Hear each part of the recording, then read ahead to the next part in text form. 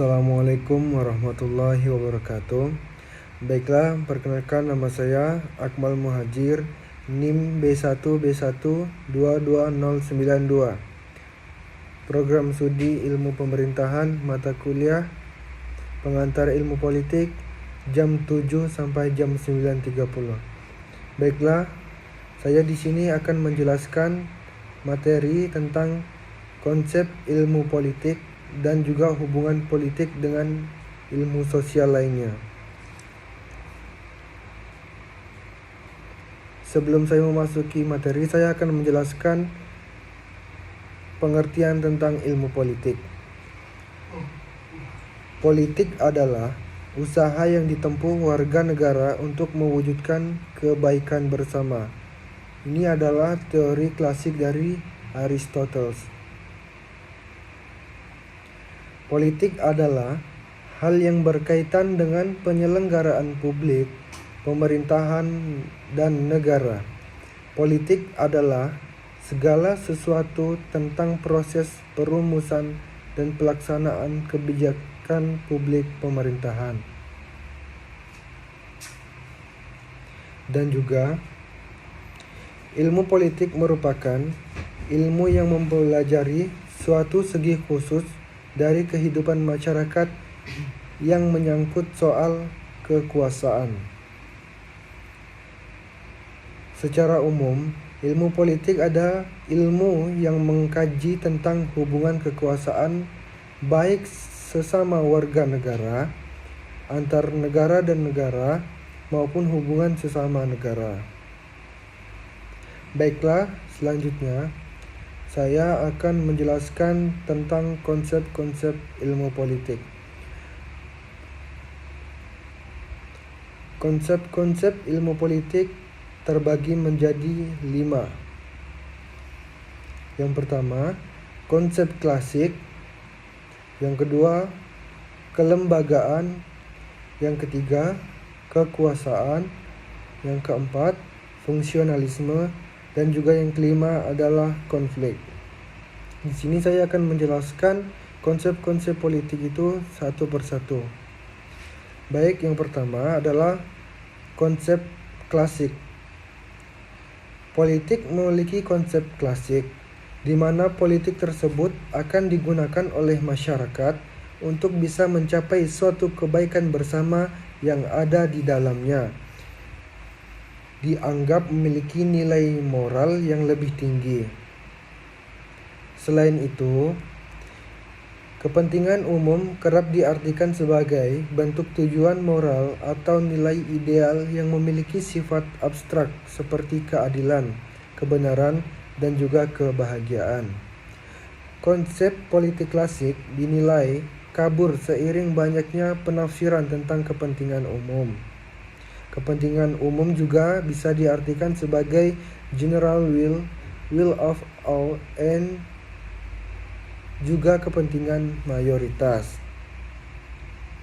Baik, selanjutnya saya akan menjelaskan konsep politik yang kedua, yaitu adalah kelembagaan. Politik juga memiliki sifat kelembagaan. Menurut Max Weber, politik merupakan segala sesuatu yang berkaitan langsung dengan penyelenggaraan negara. Ia melihat negara dari sudut pandang yuridis, formal, dan juga status.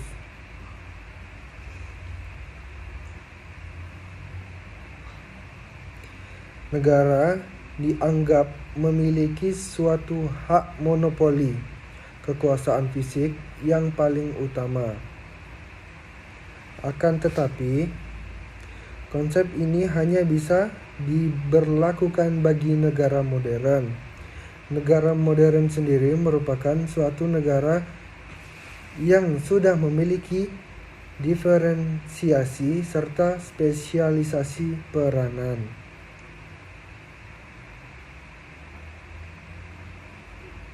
Lalu, negara modern juga sudah memiliki batas wilayah yang lebih pasti serta penduduknya tidak nomaden atau berpindah-pindah tempat.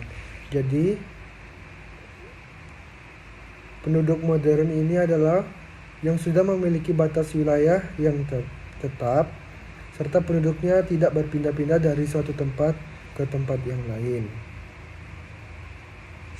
Selanjutnya, konsep politik kekuasaan. Konsep politik kekuasaan yang mana menurut Robinson, politik merupakan suatu kegiatan untuk mencari dan mempertahankan sebuah kekuasaan atau suatu kegiatan yang menentang pelaksanaan kekuasaan. Kekuasaan di sini memiliki arti suatu kemampuan seseorang yang bisa memberikan pengaruh kepada orang lain, baik itu tentang pola pikir ataupun perbuatan yang bisa membuat orang lain berpikir dan bertindak sesuai dengan orang yang memberikan pengaruh tersebut. Selanjutnya, fungsionalisme. Politik juga memiliki konsep fungsional.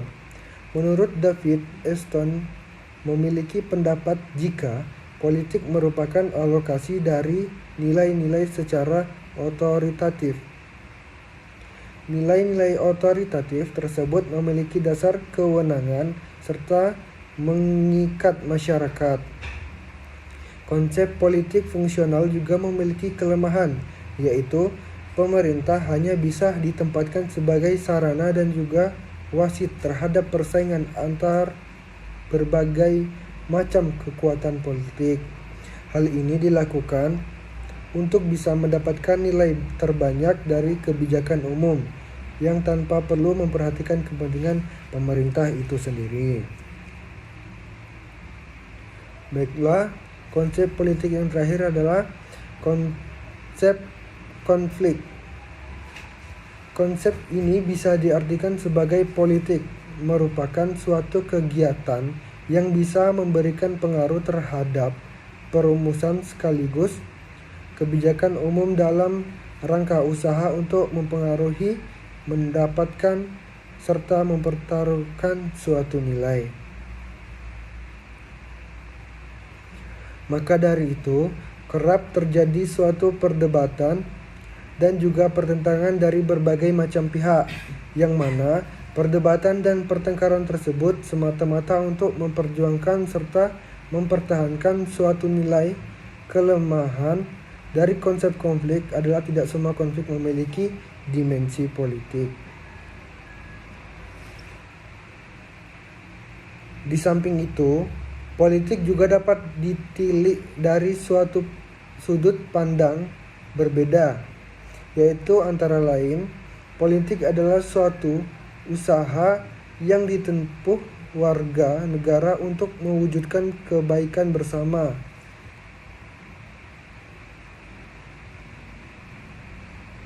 Teori klasik Aristoteles. Politik adalah yang berkaitan dengan penyelenggaraan publik, pemerintahan, dan negara. Dan juga ada politik adalah segala sesuatu tentang proses perumusan dan pelaksanaan kebijakan publik pemerintahan. Selanjutnya, dalam konteks memahami politik perlu dipahami beberapa kunci antara lain: legitimasi sistem politik, perilaku politik, partisipasi politik, proses politik, dan juga tidak kalah pentingnya untuk mengetahui seluk-beluk tentang partai politik. Ada pula Aristoteles membuat klarifikasi bentuk pemerintahan kriteria atau dasar. Penilaian yang digunakan adalah jumlah orang yang berkuasa atau yang duduk dalam pemerintahan yang memiliki akhlak. 2. Cara dan kepentingan dalam menjalankan pemerintah diharuskan berpihakan kepada kepentingan kesejahteraan masyarakat.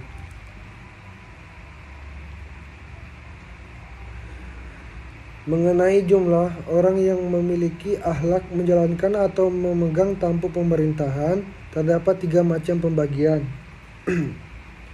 Pemerintahan oleh satu orang, government by one. Pemerintahan satu persatu, pemerintahan oleh kelompok orang atau government by few. Pemerintah oleh sendiri. Yang terakhir adalah pemerintahan dipilih banyak orang government by the many people, pemerintahan untuk banyak orang. Masing-masing dari ketiga macam pembagian itu diberi klarifikasi antara bentuk yang baik, positif dengan bentuk yang buruk, negatif, sehingga seluruhnya terdapat 7 bentuk pemerintahan. Baiklah, selanjutnya saya akan menjelaskan tentang hubungan politik dengan ilmu sosial lainnya.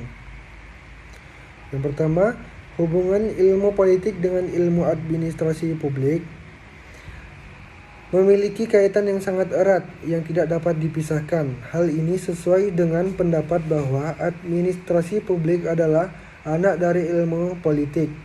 Pendapat tersebut memandang administrasi publik sebagai pelaksanaan dan bagi politik.